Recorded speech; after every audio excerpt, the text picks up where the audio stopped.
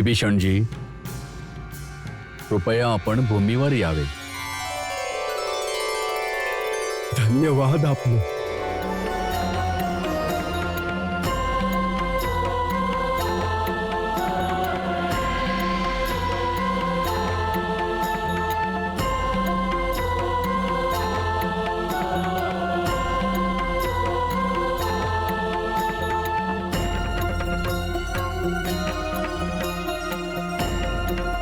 यावे विभीषणजी.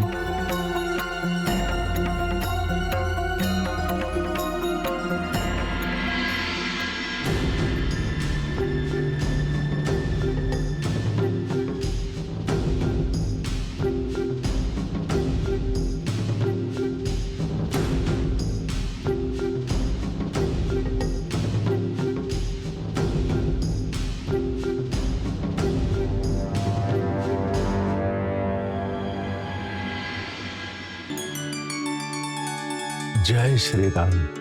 जय श्रीराम.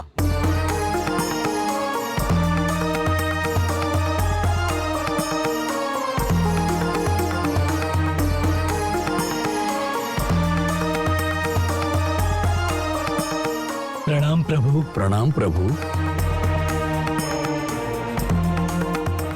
प्रभू श्रीराम आपलीच प्रतीक्षा करीत आहेत. धन्यवाद. यावे.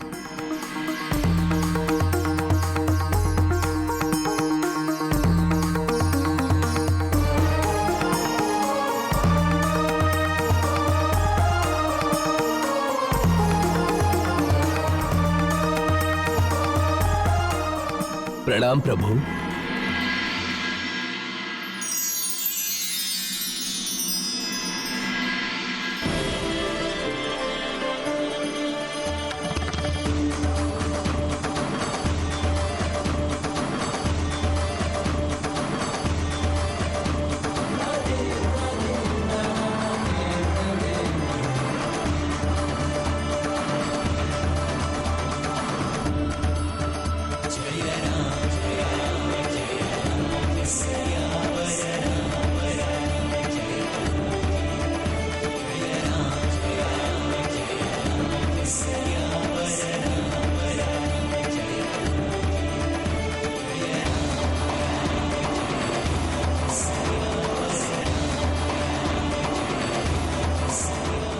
हे रघुनाथ, शरणागताला अभयदान देण्याची कीर्ती ऐकून मी आपल्या चरणांशी आलो आहे.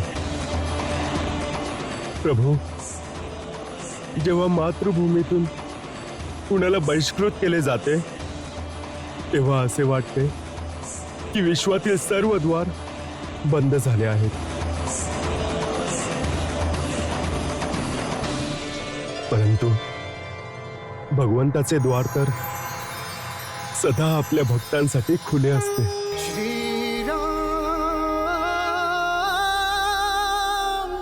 त्यामुळे हे प्रभू, मी आपले द्वार ठोठावले आहे.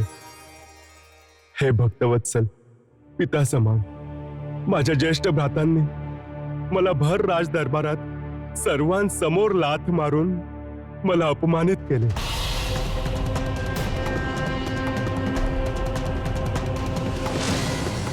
त्यामुळे आता मी जगतपिताजवळ आलो आहे. मी अनेकदा लंकेशांना सांगितले की जानकी मातेला प्रभू श्रीरामांजवळ आदरपूर्वक पोहोचवण्यात यावे. परंतु अहंकारी रावणाने ना माझ्या आर्जवाला महत्व दिले आणि नाही कधी मला. त्याने माझे मुकुट देखील धक्का देऊन पाडले. प्रभू,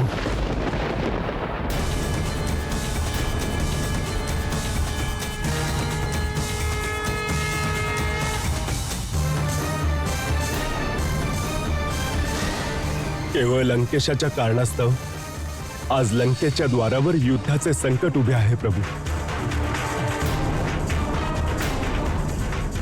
यात लंकेच्या प्रजेचा काहीच दोष नाही. कदाचित भविष्यात मला घरचा भेदी, कुलद्रोही, लंकाद्रोही या नावांनी संबोधित केले जाईल. परंतु या निंदेला स्वीकार करूनच मी आपल्याकडे आपल्या प्रजेच्या हिताची, त्यांच्या रक्षणाची, त्यांच्यासाठी दयेची भीक मागण्यास आलो आहे. आता आपणच लंकेच्या प्रजेचे तारणहार आहात प्रभू. आता आपणच लंकेच्या प्रजेचे तारणहार आहात.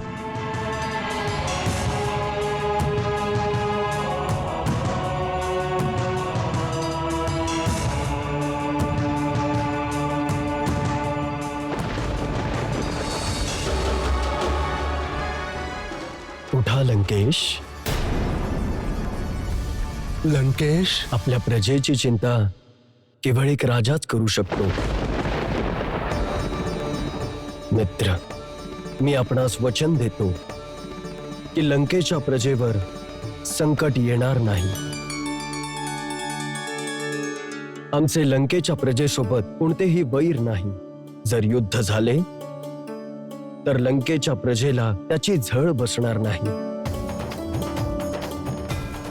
आम्ही त्याच्यावरच वार करू जो आमच्यावर वार करेल. आम्ही त्याच्याशीच युद्ध करू जो आमच्याशी युद्ध करेल. मित्र,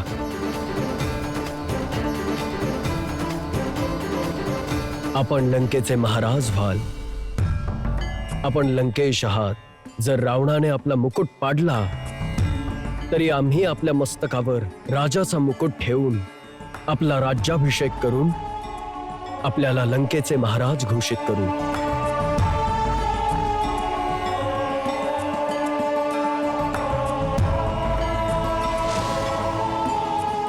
मित्र, आमचे वचन कधी मिथ्य नसते.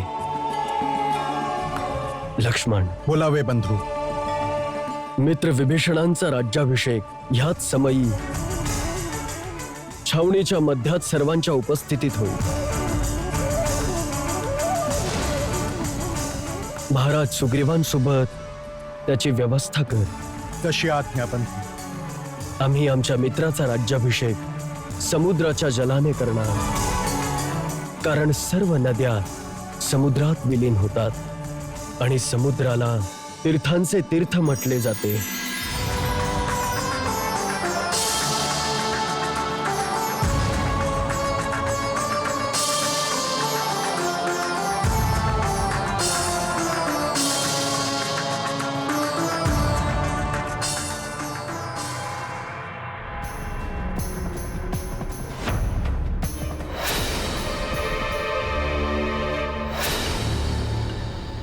काय म्हणालास तू गुप्तचर?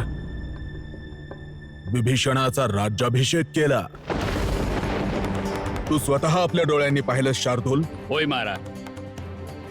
वानरराज सुग्रीव, युवराज अंगद तथा अन्य सेनानायक समक्ष रामाने समुद्र जलाने त्यांचा अभिषेक केला आणि मग त्यांना लंकेचा राजा घोषित करून त्यांचा राज्याभिषेकही केला. दारोदारी भटकणाऱ्या एका कंगालाने दुसऱ्या कंगालाला खोटं स्वप्न दाखवून आनंदित केलं. कोरड्या वाळूवर बसून जलाने कपाळावर टिळा लावला आणि लंका नरेशाचा राज्याभिषेक झाला. अतिउत्तम राम, अतिउत्तम. मानलं तुझ्या चतुराईला. एका मायावीला आपल्या मायेने भुलवून टाकलं.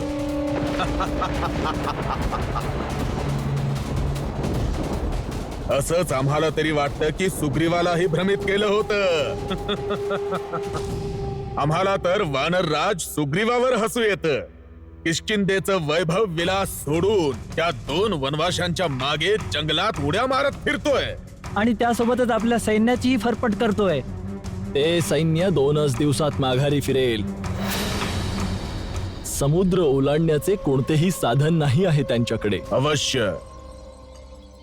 कोरड्या रेतीवर कधीपर्यंत बसून राहतील? रेत आणि वाळू व्यतिरिक्त तेथे खाण्यासाठी काहीही मिळणार नाही. तहान आणि भुकेने व्याकुळ होऊन निराश सैन्य लवकरच तेथून माघारी परते. क्षमा असावी महाराज. त्यांच्या सैन्यामध्ये नैराश्याचे कोणतेही चिन्ह दिसत नव्हते आणि ते सारे खूपच उत्साहित होते. त्यांचे सैन्य इतके विशाल आहे, जणू दुसरे महासागरच दिसून येते.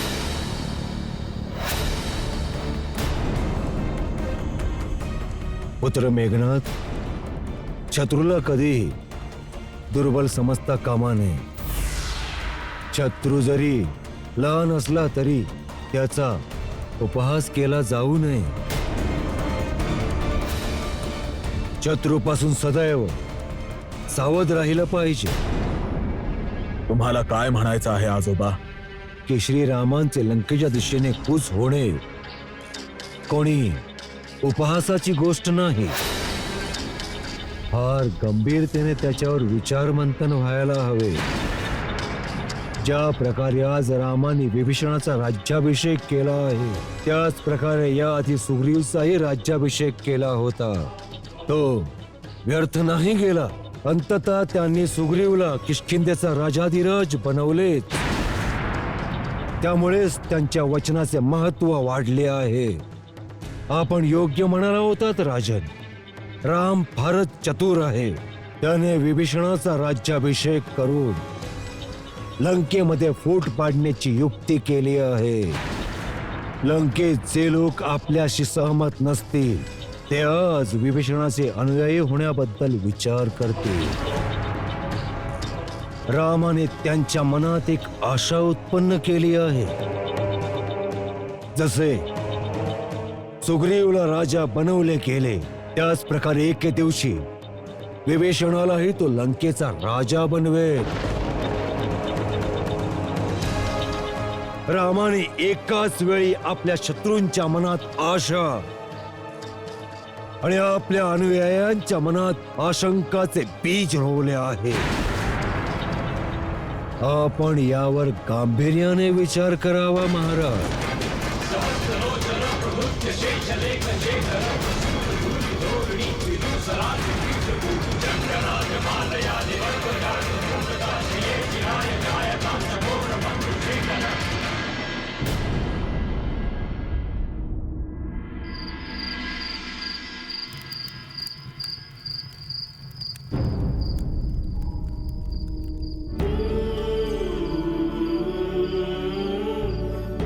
आपण रघुवीरांना सांगा की त्यांची सीता डोळ्यात प्राण आणून त्यांची प्रतीक्षा करते आहे.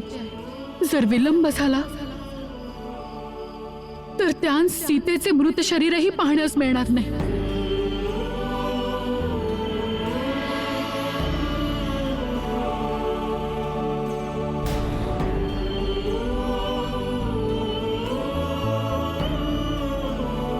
सीते, मी लवकरच तुझ्यापाशी येऊ इच्छित आहे. परंतु आपल्या दोघांमध्ये 400 मैलांचा समुद्र आहे. तू समुद्राच्या त्या बाजूला आहेस आणि तुझा राम समुद्राच्या ह्या बाजूला विवश उभा आहे.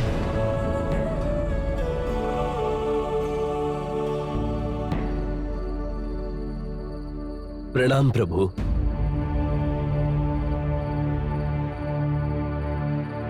ये हनुमान. प्रभू, महाराज सुग्रीव आपणास भेटण्यासाठी आले आहेत.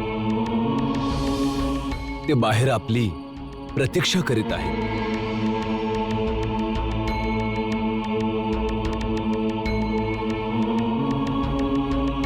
महाराज सुग्रीव, मित्रांमध्ये नियम लागून असतात. आपणास मला भेटण्यासाठी माझ्या आज्ञेची आवश्यकता नाही. आपण हवे तेव्हा मला भेटू शकता. मी अनुग्रहित आहे प्रभू.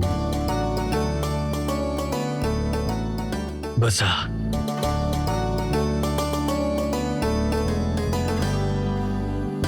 मी ईश्वराचा आभारी आहे की मला आपल्यासारखा मित्र लाभला. हा दशरथ पुत्र राम आपला कृतज्ञ आहे.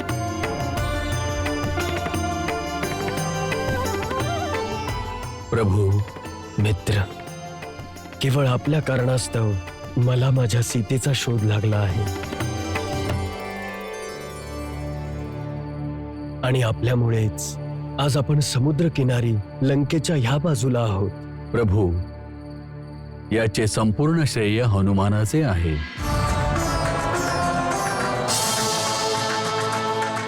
प्रभू, आम्हाला पूर्ण विश्वास आहे की समुद्राच्या पलीकडे लंकेपर्यंत अवश्य पोहोचू. तथास्तु. तथास्तु.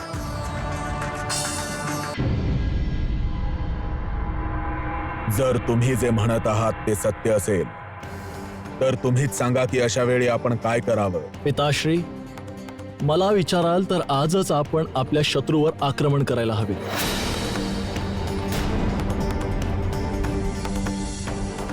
हो पिताश्री,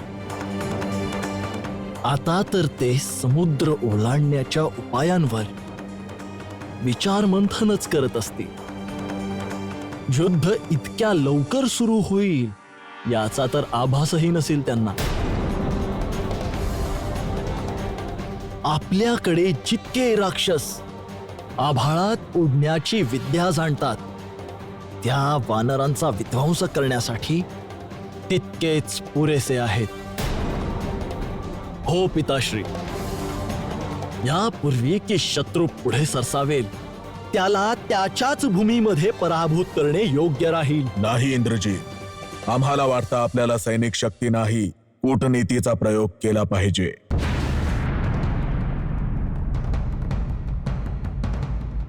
जर आपण या नर आणि वानराच्या गटबंधनात फूट पाडली तर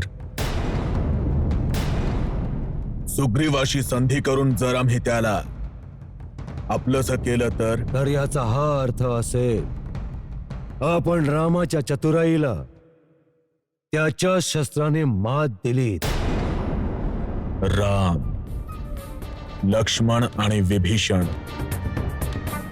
तीन भिकारी एक आशाहीन जीवन घेऊन दारोदारी भटकत फिरतील.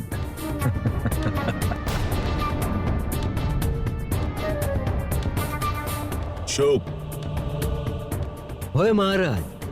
तू आमच्या गुप्तचर विभागाचा प्रधान आहेस आणि आमचा सगळ्यात चतुर मंत्रीही.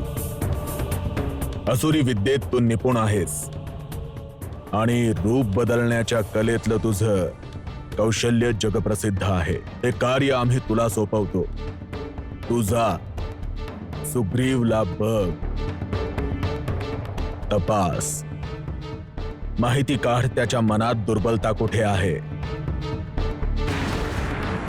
स्त्री, धन, यश, वैभव, कीर्ती, राज्य, वानराच्या मनात ज्या ठिकाणी दुर्बलता असेल त्या ठिकाणाचं भेदन करून त्याला आपल्या पक्षामध्ये आणण्याचं कार्य तुला खूप चपळतेने करायचं आहे. जशी आज्ञा महाराज.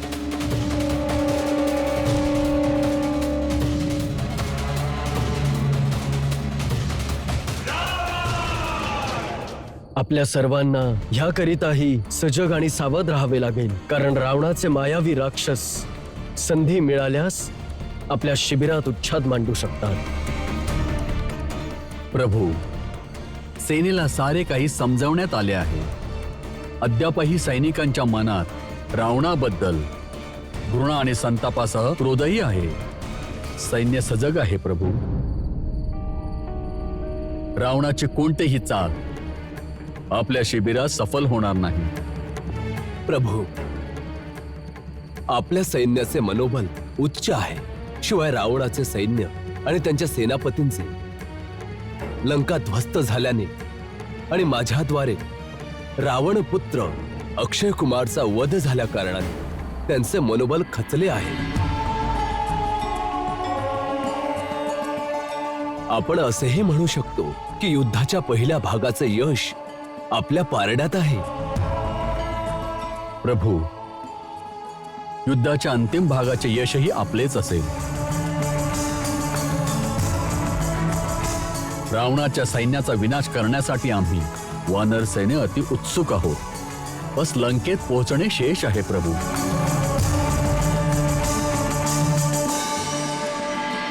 तुमचा उत्साह पाहून मला आनंद आहे महाराज सुग्रीव. परंतु जोवर आपण समुद्र ओलांडून लंकेच्या भूमीवर पदस्पर्श करत नाही, तोवर हा उत्साह निरर्थक आहे. या समयी लंकेचा पक्ष आपल्यापेक्षा श्रेष्ठ आहे, कारण आपण लंकेला जाऊ शकत नाही. परंतु लंकेचे मायावी राक्षस समुद्र ओलांडून येथे येऊ शकतात.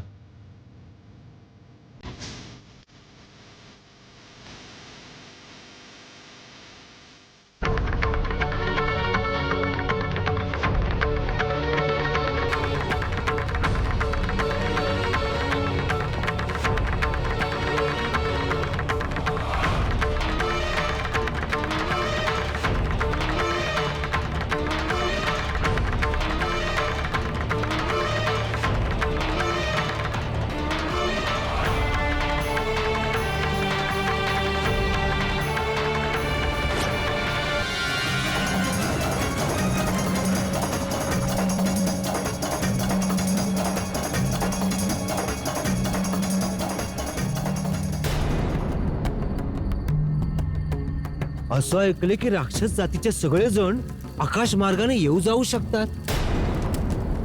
हे मायावी लोक आहेत. हे विविध प्रकारच्या असुरी विद्या जाणतात, जसे की हवेत उडणे, इच्छेनुसार आपले रूप बदलणे.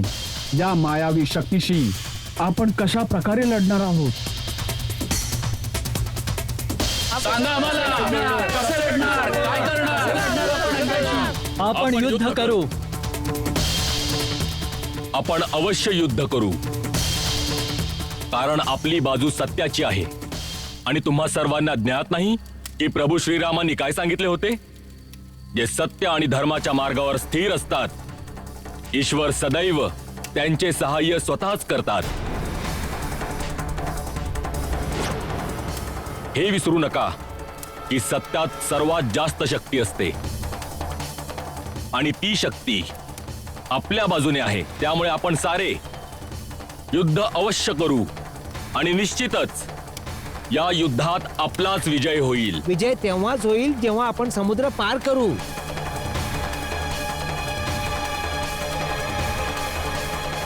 असं म्हणतात, एकेकाळी अगस्त्य मुनींनी समुद्राला आपल्या ओंजळीत भरून प्राशन केले होते. जर काही उपाय निघाला नाही तर श्रीराम अगस्त्य मुनींनाच बोलावतील.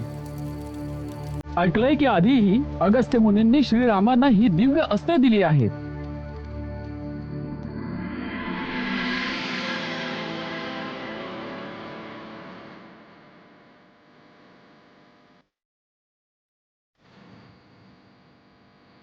बंधू,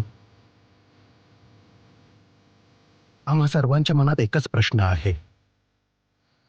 आपले इतके विशाल सैन्य आहे, आपण या सर्वांना समुद्राच्या पलीकडे कसे नेणार आहोत?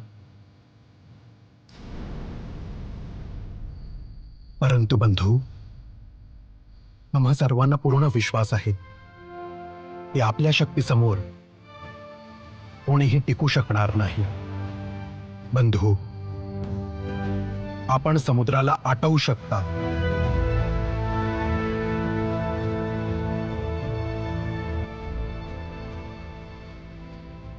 अवश्य आठवू शकतो लक्ष्मण, परंतु मला वाटते की कोणत्याही अनावश्यक उपायाव्यतिरिक्त इतर मार्ग सापडला तर बरे होईल.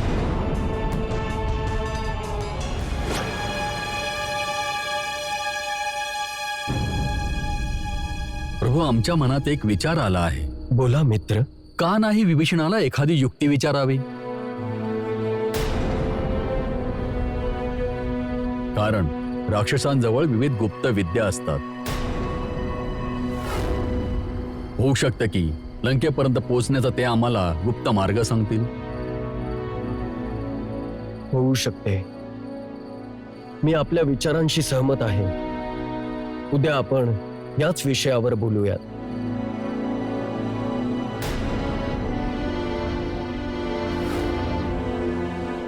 आता आपण जाऊन विश्राम करा महाराज सुग्रीव. हो प्रभू.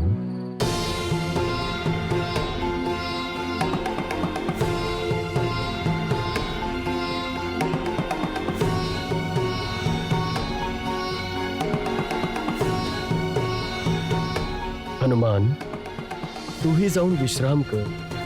जशी आज्ञा प्रभू.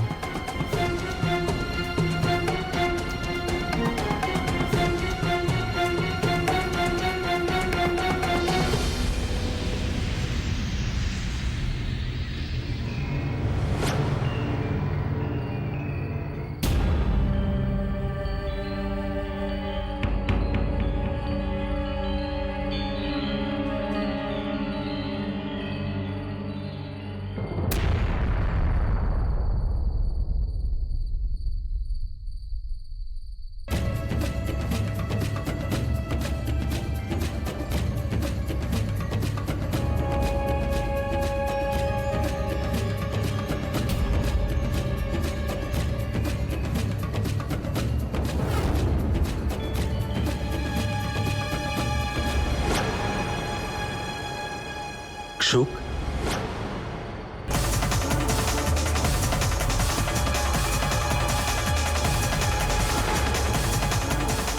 किष्किंधा नरेश महाराज सुग्रीवांचा विजय असेल. कोण आहेस तू? माझे नाव क्षुक आहे. मला लंकेश्वर महाराज रावणांनी एक विशेष संदेश घेऊन पाठवले आहे. आपल्या वास्तविक रूपात ये.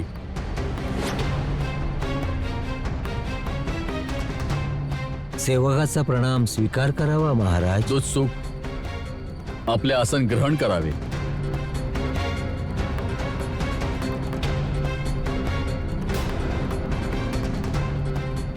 धन्यवाद.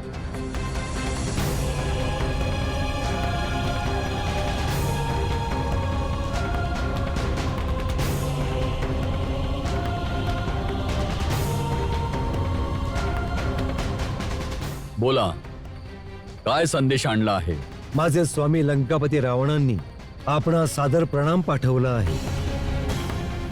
त्यांनी सांगितले की आपण त्यांचे मित्र, वालीचे कनिष्ठ भ्राता आहात. त्यामुळे आपणासही ते आपला भ्राताच मानतात.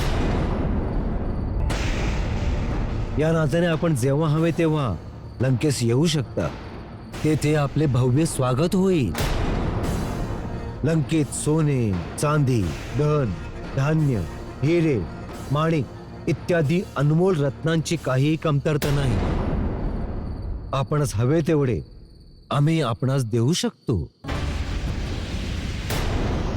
महाराज रावणांनी असेही सांगितले की स्वर्गीय महाराज वाली आणि त्यांच्यामध्ये मित्रतेची संधी होती. दोघेही एकमेकांच्या सहायतेसाठी वचनबद्ध आहेत. परंतु ऐकिवात आहे की आपण या साऱ्या गोष्टी विसरून अयोध्येच्या 2 राजकुमारांच्या प्रभावात येऊन आपले सैन्य घेऊन लंकेवर आक्रमण करण्याच्या विचारात आहात. महाराज रावणांना जाणून घ्यायचे आहे की शेवटी कोणत्या लोभापायी इतकी मोठी चूक करत आहात. आमचे आपल्याशी कोणतेही वैर नाही, कोणता द्वेष नाही, कोणता विरोध नाही. तर मग अकारण आमच्याशी हे वैर का? आपल्याच देशातून बहिष्कृत केलेल्या वणवण भटकणाऱ्या त्या वनवासाच्या सुंदरसेचे हरण आम्ही या करता केले की ती आपल्या वनवासाच्या दुःखातून बाहेर पडेल आणि लंकेची महाराणी म्हणून काही सुख उपभोगू शकेल. तर यात वानरराज सुग्रीवांचं काय जाते? महाराज रावणांनी आपल्याला हे देखील स्मरण करून देण्यास सांगितले आहे. लंका आपल्यापासून समीप आहे.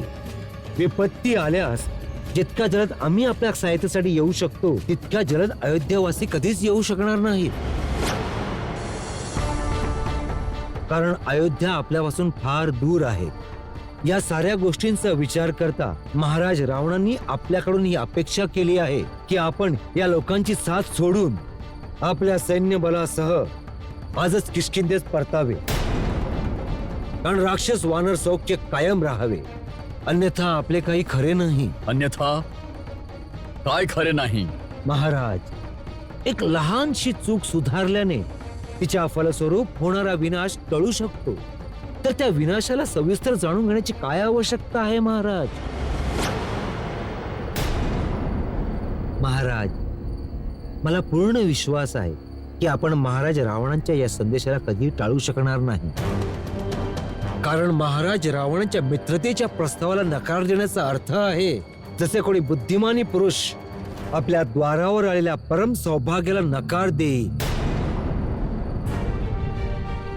महाराज, मला पूर्ण विश्वास आहे की आपल्यासारखा महाबली, तेजस्वी आणि बुद्धिमानी राजा अशा मूर्खपणाचा विचार कधीही करणार नाही. मी अशाच मूर्खपणाचा विचार करतोय.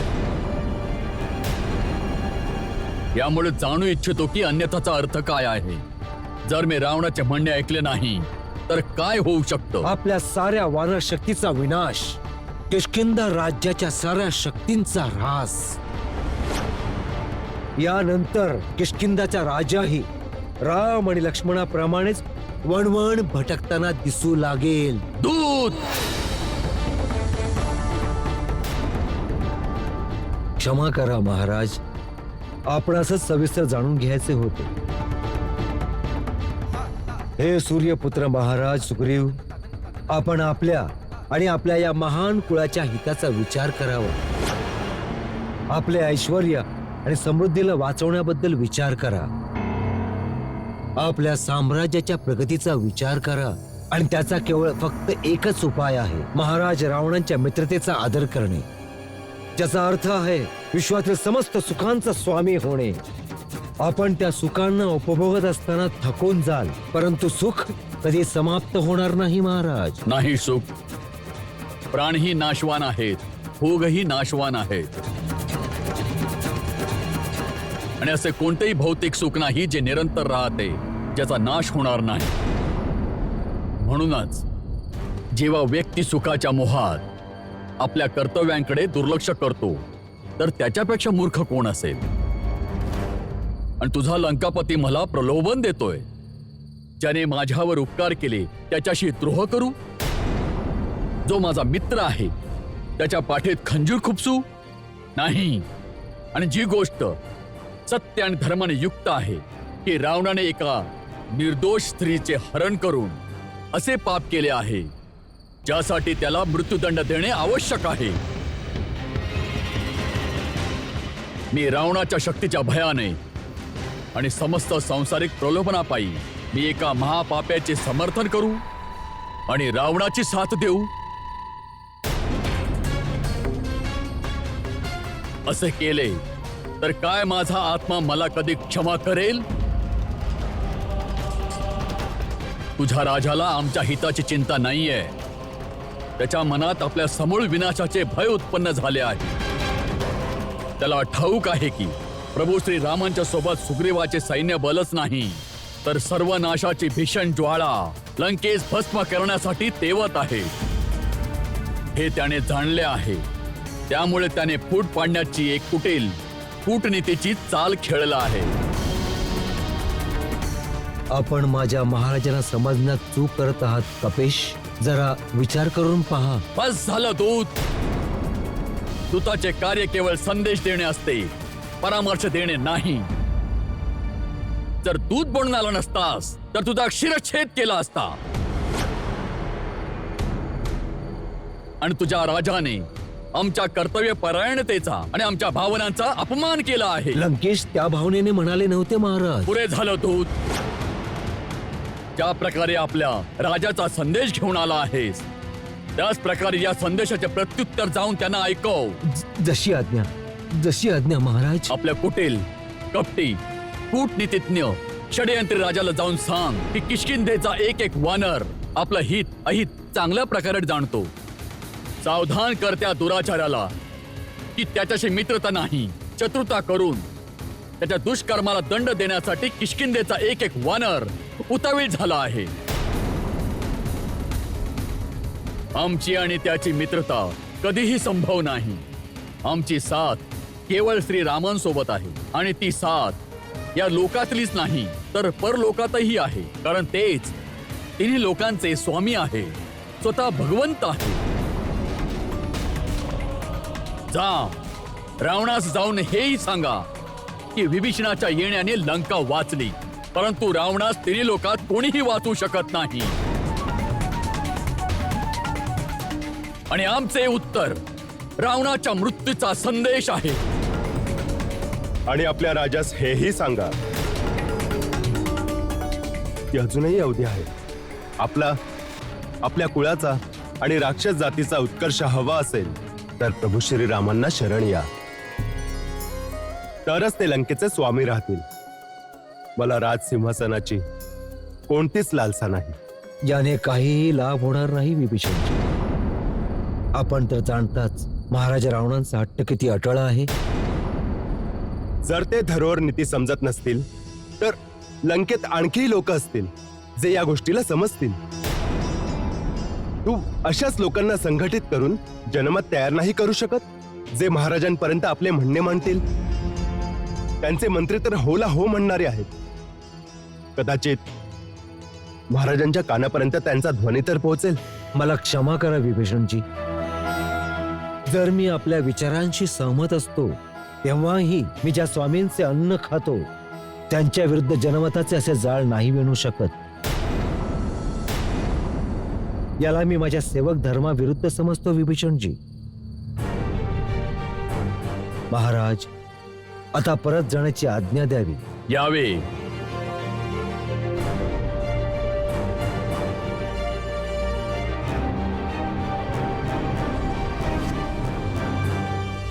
महाराज सुग्रीव, आजपासून मी आपला भक्त झालो. होय महाराज, मी आपले सगळे संभाषण ऐकले. मला आता कळले आहे की प्रभू श्रीराम आपणा स्वतःचे मित्र का म्हणवतात. आपण खरंच त्या योग्य आहात. माझा प्रणाम स्वीकार करावा.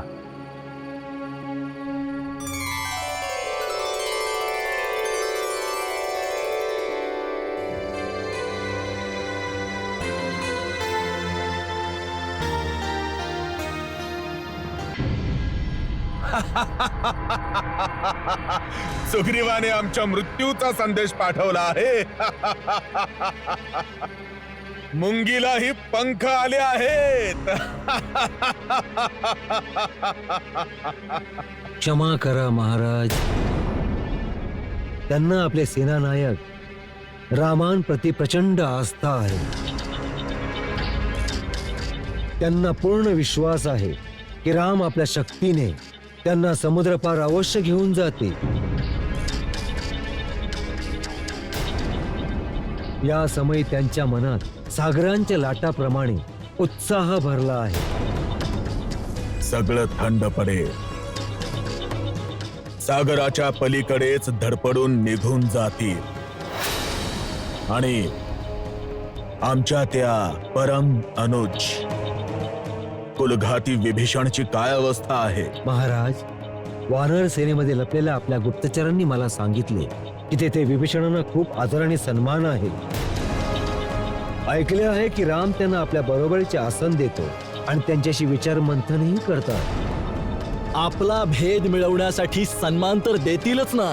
आणि तसेही शत्रूच्या वैरीला मित्र बनवून त्याच्याकडून काम काढून घेणे यातच चतुराई आहे ना.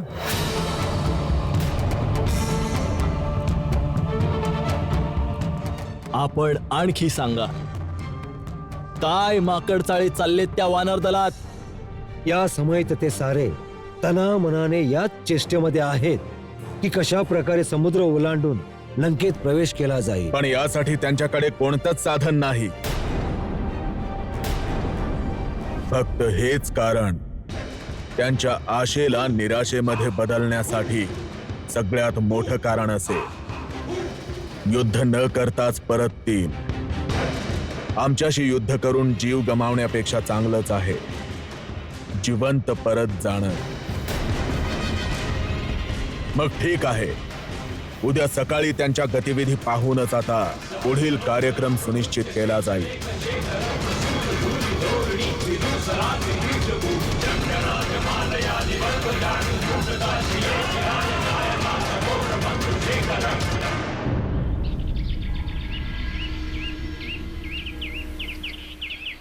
आपण लंकेचे सैन्य, रावणाच्या शक्तीचे विस्तारपूर्वक वर्णन केले आहे. लंकेच्या चारही द्वारांवर सुरक्षेचा जसा प्रबंध आपण सांगितला, हनुमाननेही तसाच सांगितला. आपल्या हनुमानजींची जितकी प्रशंसा करावी ती कमीच आहे. यांनी लंका दहनासमयी अगदी योग्यपणे निवडून लंकेच्या अशा स्थानांचा विध्वंस केला जे सुरक्षेच्या दृष्टीने अगदी महत्वपूर्ण होते.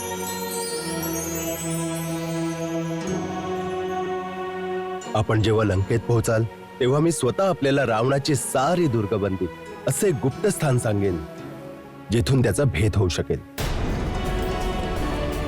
सर्वात पहिला प्रश्न हा आहे की आमच्या आणि लंकेमध्ये ही जी विशाल समुद्राची जलराशी आहे त्या सेनेसहित पार कसे करता येईल. तुम्हा लोकांकडे तर आकाशातून प्रवासाची विद्या आहे, परंतु आमचे सैन्य हा विशाल समुद्र कसा पार करेल.